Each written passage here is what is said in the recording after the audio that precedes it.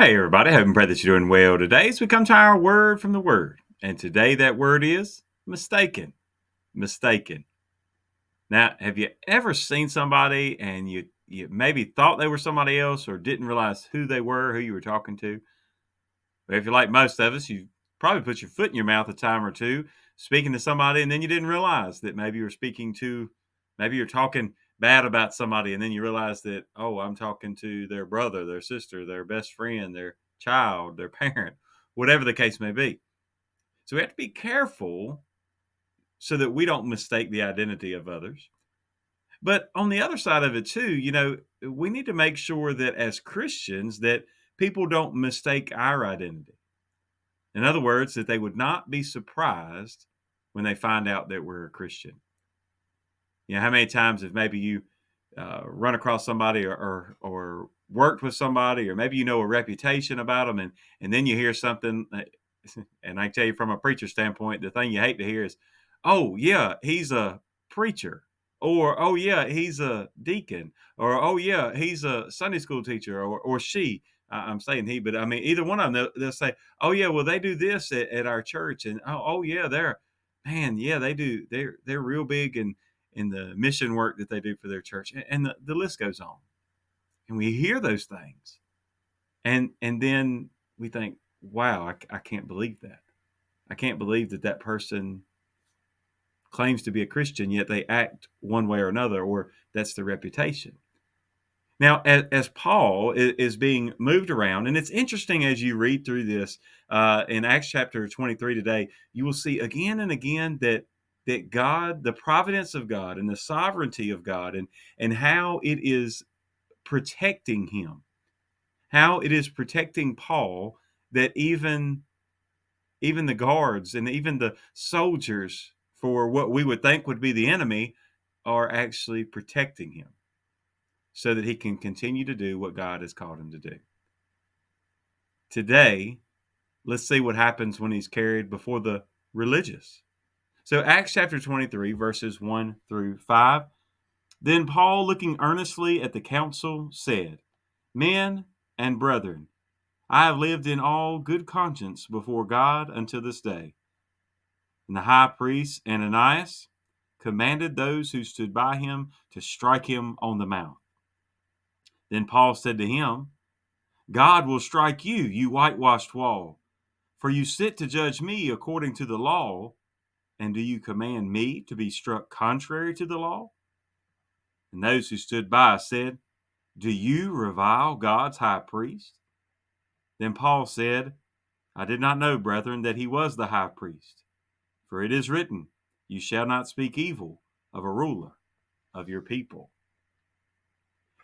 You see, as he goes to say something, at first reading, right, just on the surface, it seems a genuine apology, a genuine thing that, hey, brothers, I'm sorry, I did not realize he was the high priest. High priest, I am mistaken. Now, that could very well be the case.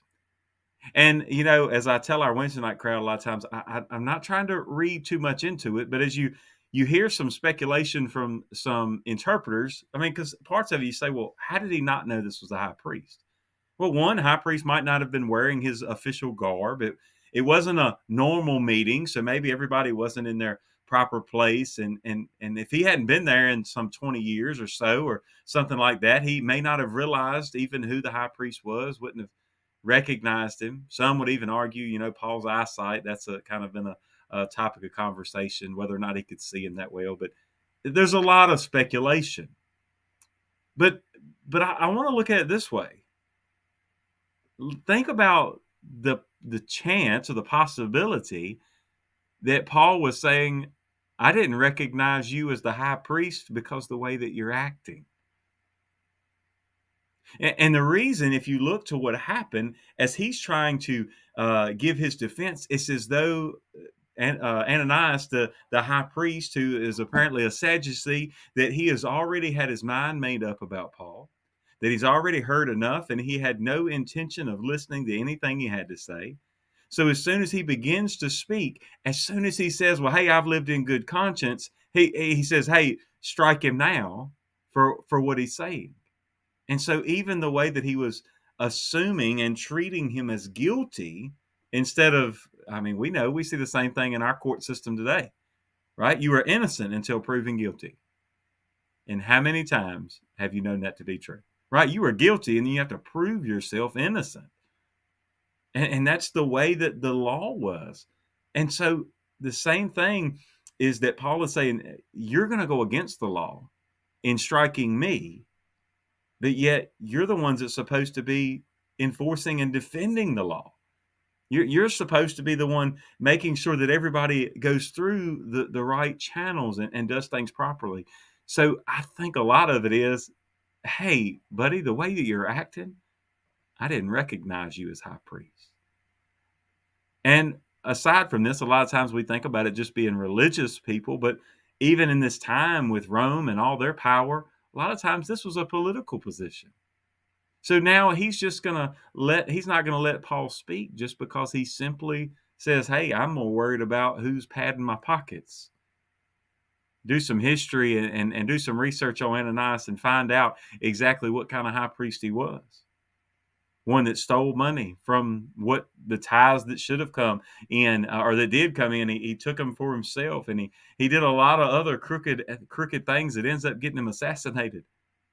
Now, having said all of that, when's the last time somebody mistook you for something that you're not? Maybe you were behaving more like the world than a Christian. Maybe they heard something come out of your mouth, or saw you participating in some activity that you know is not pleasing to God. And I can't help but think, look, we're not, none of us are perfect. And Paul, as he says, I've lived in good conscience to now, doesn't mean that he was perfect. But what he could say is, I have been doing the will of God as it pertains to my testimony. I am telling you that everything that God has done and has orchestrated, and the things I'm getting ready to tell you about what happened on the Damascus Road, he says, I'm telling you that this is what really happened. And this is the God's honest truth, as people will often say. Nobody could rightfully accuse Paul of being something that he wasn't. They tried to accuse him, but there was no evidence.